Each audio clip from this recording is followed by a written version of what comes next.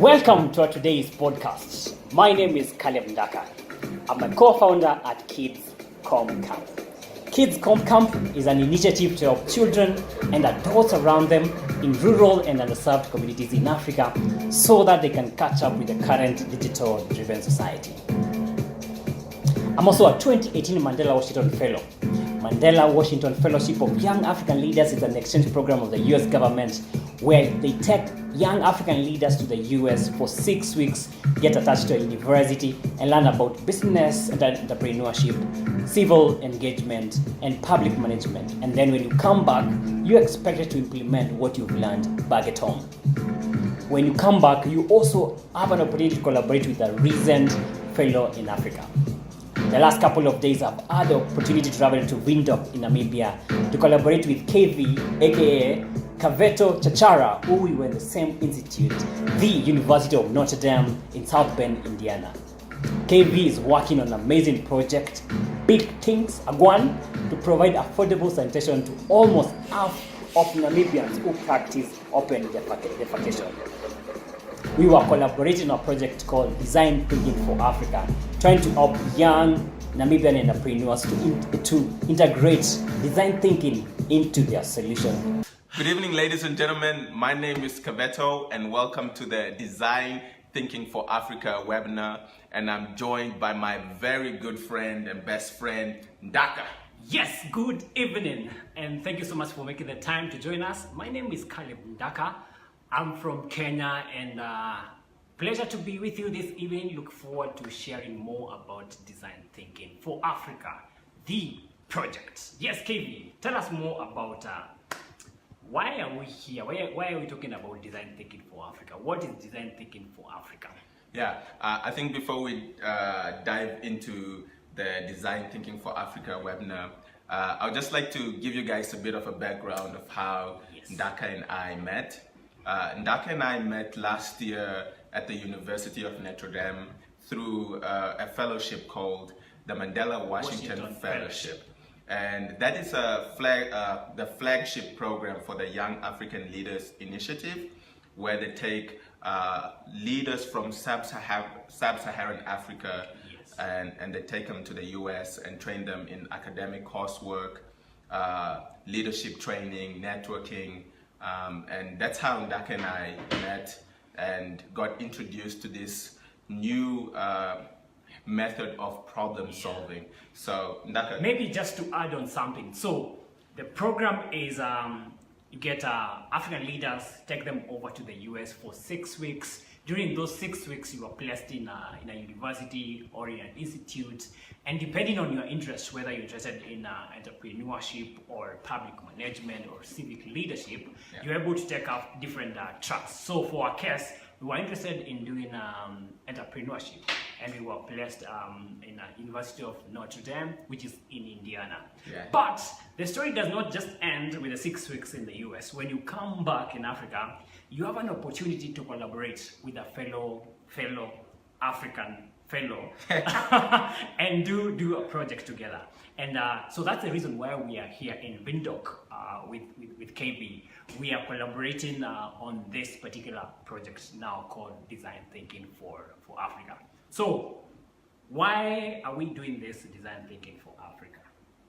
KB.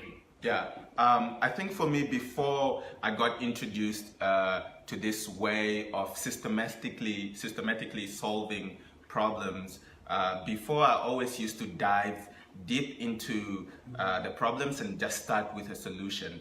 But one of the good things about design thinking is it helps you to frame problems in a way that you get to see different opportunities. Yes, let me add on something. While we were in the US and doing this back and forth design thinking class, I noticed something that, when we began, the first question was, what is your biggest challenge as a business? And all of us, hands up. Money, Gucci, funding. But then after doing this class of design thinking, we realized, maybe funding is not the problem. We realized some of us, we are defined our problem in a very narrow way, right? We realized the way we were solving the problem was not sustainable, right? we noticed some of us, the way our model of operation would not stand the test of time. So this opportunity to learn about design thinking was just to take us back to the basics and try to build very strong foundation, and from that grow up. But part of the reason why I love design thinking is because I believe I'm one of the least creative people. And so many times when people are throwing in big names, brainstorming on big things, I feel like, I have nothing to offer. But design thinking gave me that confidence of all of us, we have a level of creativity. It's just a matter of how we order that creativity to bring out the best out of that. So I enjoyed that class of design thinking because of those two reasons. Yeah, and I think a lot of us actually think we're not creative at all, or a lot of us have been in situations where we have these ideas, of how to solve problems, but we are like, well, I'm not Steve Jobs, I'm not Elon Musk. Yeah. And design thinking is one way that can actually show us that you don't have to be Elon Musk or Steve Jobs to actually come up with different ideas on how you can solve problems in your society. And it's actually just a method of thinking, that really starts with asking questions. Yes. Most of the big ideas start with really good questions. So before you dive into problem solving, first start with good questions to unpack some of the hypotheses that you have. So for this session, and by the way, yesterday we had a very successful session with entrepreneurs. How many of them?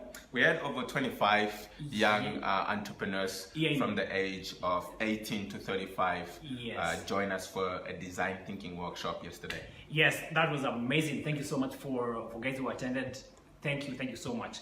And so what we're trying to do right now is, because the space was very limited yesterday, so we thought let's bring this online and invite more people who can also be able to be part of it. So a bit of feedback that we got, or what we did yesterday in a big nutshell, is we asked ourselves 4 important questions that when you are thinking of a problem or you're thinking of an opportunity, you need to ask these questions, and you need to come up with the best answers to this question. So question number 1, KB, if you remember. What is? So what is the current situation? And how we applied it in Worldview is, what is the current situation in terms of the sanitation problem? And one of the good ways for us to find out what the current situation was, to actually go out and talk to the people who were experiencing this problem of not having toilets, so that we could find out from them, because you're trying to solve a problem for them and not yourself. So usually what people start is, instead of saying what is, they already start with that is, Yes, you have strong suggestions, strong biasness towards what you think your users need, but should be the other way around, right? Yeah. You should ask yourself, what is the current situation? So back at home, I'm working on a project called Kids Camp, and our primary objective is to help young learners just catch up with the current digital-driven society. And the way we do that is, step number 1, we connect with rural communities.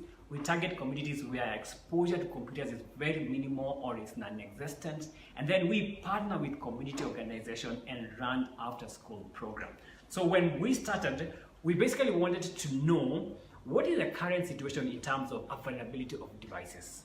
What is the current situation in terms of availability of connection? What is the internet connection? What is the current situation in terms of, for example, teacher training when it comes to the use of technology in learning? And so some of those answers, we went out and now talked to students, talked to parents, to teachers, and read a lot, just tons and tons of literature around that, and that was a good place to begin. So the importance of that question, by the way, of what is, it helps you solve 2 things. The first thing is, it helps you to broaden the definition of your problem area. Because, years later we realized we are defining our problem in a very narrow way, such that after a year or 2, you've reached the end of yourself. Yeah. So by asking yourself what is the current situation, you want to like open up this database or this pocket where you can get views and feedback from as many people as possible. But also the question of what is helps you to uncover the unarticulated needs of your users. Because sometimes we really don't know what we need until you begin a conversation, and you as an innovator, when you're getting your feedback, you can be able to see a few more gaps in that. Yeah, and then the next step from that is, what's the next question that you ask after you have asked what is the current situation? The next question is? The next question is, what if? What if? So now when you ask what if, you're leaving room to multiple solutions. You're not already defining the solution, you're actually going with more of an endless possibility of different solutions to the problem. Yeah, so our mistake that we actually did was, instead of asking, already what if, we already said that is, we already jumped into defining a solution for our users. So Ndaka, tell us how we would actually use the what if in a correct way. So what if, that question helps us to step back and ask ourselves, what if everything was possible? What would you do about your problem or about your solution? Remember, so many times we are beginning from a point of constraints rather than possibilities, and that ends up bringing tomorrow, the future, to become like today. Because if we keep doing the same thing over and over again, then there'll never be a change. So what if everything was possible? What if money was not an issue? How would you solve that problem? And I think this already is where the mindset was different from, I would say, some of my African friends and my American friends. When they tackled problems, they already had this what if, they were thinking endless possibilities, whereas we were always coming from a point of constraint. So that was one of the differences. I mean, even like growing up, many a time when you ask for something cool, the first thing is, no money. No money. So, or you're going to break, don't touch this. I mean, like, I deal with kids and I realize rural kids, they have this sort of too much restraint. They don't want to tinker with stuff because they're so, don't touch this, don't explore it. So we need to change that mentality and open up our minds to what if. So what if you had endless resources? So the first one is always, what is the current situation? Go to your users, understand what are they experiencing currently, and then secondly, think what if you had unlimited resources, everything was possible in the world. What would it look like? How would you tackle that? And the third step from that, it's what wows you. Okay. And what wows you is basically tries to capture the sweet spot. Remember, the first step was, what is the current situation? You've collected a lot of data, a lot of insights, you've talked to many people, you've done a lot of observation, and then you've gone to what if everything was possible. So you have tons of possibilities. The next one is now what wows. What is this sweet spot, right? And this is a matter of priority. You have 10 options. So which is this top 2 or top 1? Because again, we live in a limited world. We only have limited number of hours, number of resources. So now we need to, it's like a funnel. We need now to come closing down to particular stuff. And we could use the example of an iPod. When they first started, what was the current situation? What is the current situation? People couldn't really carry around a lot of music with them. You would either only take one CD, one album, and put it in your Sony Walkman. And when they asked, the question of what if you had 100 albums all in one device? Wow, that's a big wow. What wows you, having 1,000 songs in one device, so that was how you could, already see how peeps at Apple were even using this design thinking to solve this problem of not having access to a lot of albums at once. Yeah. So again, when you're thinking about what wows you, it's very important to ask yourself, what is your measuring yard? What is your criteria, right? It could be like you just mentioned, it was about portability or mobility. It could be different ways which determine what is important at that particular point. So you need a criteria, something to measure. This is my measure of success, right? So that if you want more money, you look for more money. If you want to put a team together, you look for the best talent around. If just for the users, you expand your market. So what wows you is basically driven by a criteria, which helps you to prioritize. Okay. So we've gone through the first step of what is the current situation, and then we move and ask the second question, which is what if? You know, what if everything was possible? And then we ask the third question of what wows us. You know, so it's really asking a lot of questions for you to come up with the best ideas. And what is the fourth one?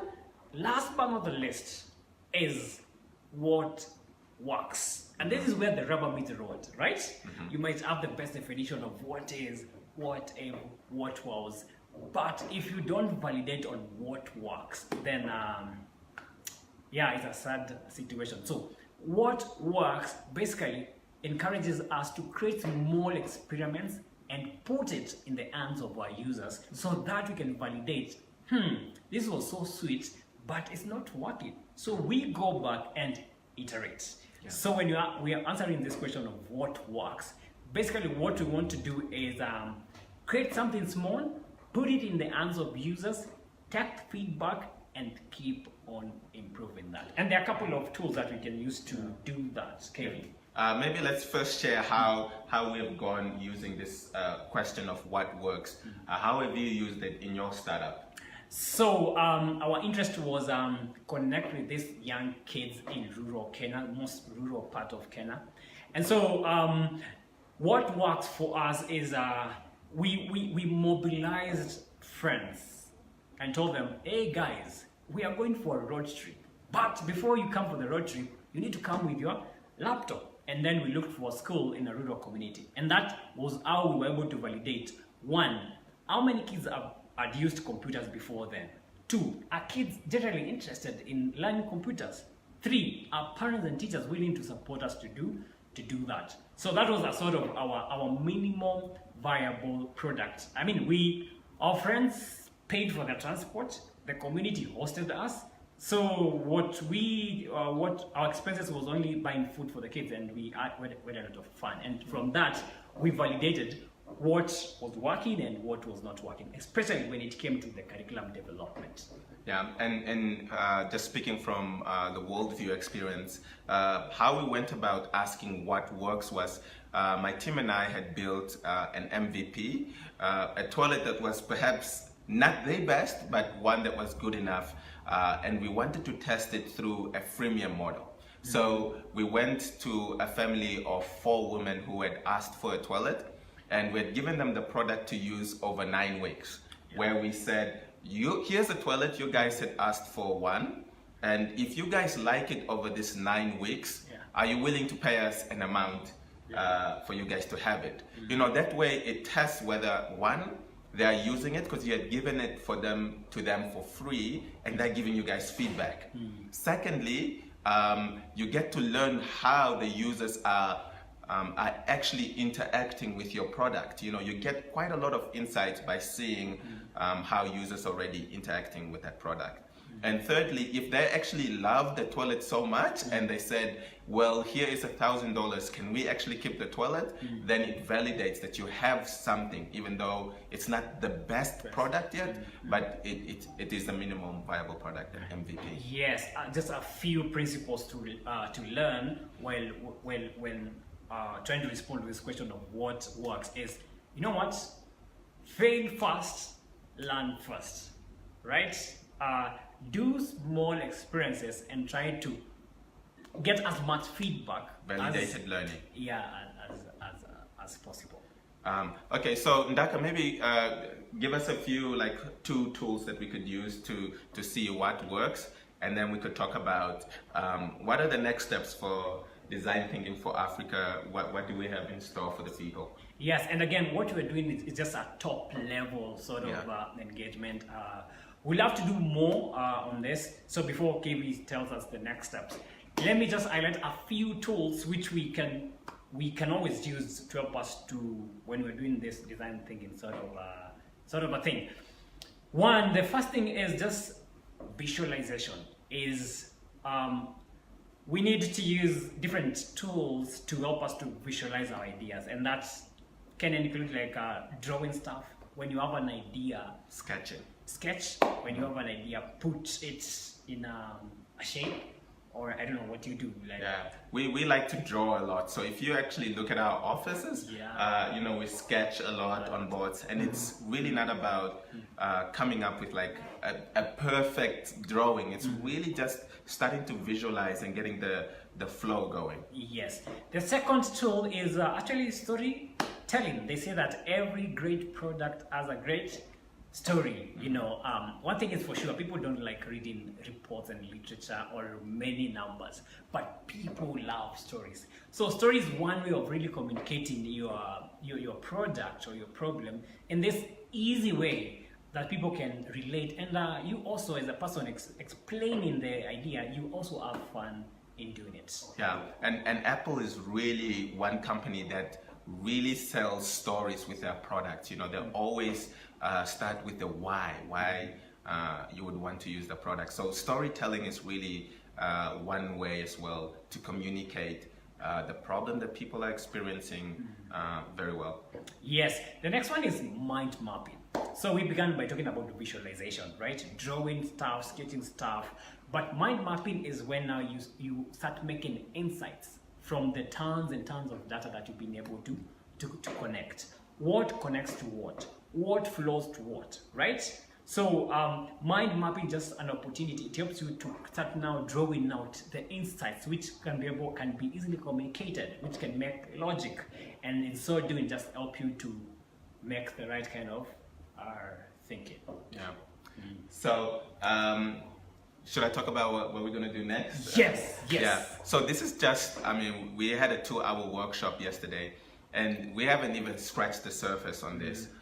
So our plans for the future right now is to collaborate even beyond the fellowship, to have more of these workshops. So if you guys want to have 2 or 3 day workshops, you can hit us up, let us know how we could help. And we're only sharing what works with us, what has worked for us, and we're giving you guys some tools that I think can unlock a lot of opportunities for you.